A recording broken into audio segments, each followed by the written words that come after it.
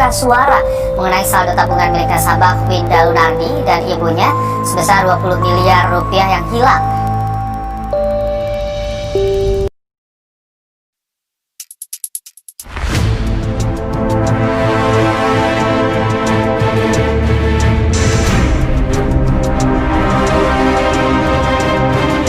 Oh begitu. Jadi dibuka polis, habis itu polisnya dilihat, baru dari 6M dibalikin 4M, masuk ke rekening. Ya.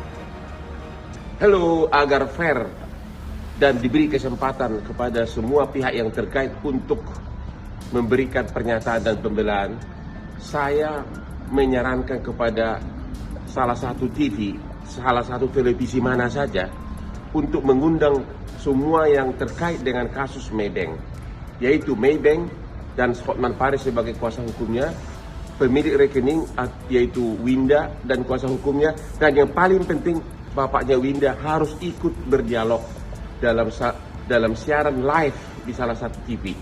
Saya bersedia jam 7 malam ini atau besok malam. Ayo televisi, siapa yang mau mengundang semua pihak live tanpa ada yang ditutup-tutupin, agar fair bagi semua pihak. Kasus Maybank Hotman Paris mengajak berdebat dan berdialog kepada semua pihak, pemilik rekening terutama kepada bapaknya juga. Salam Hotman Paris.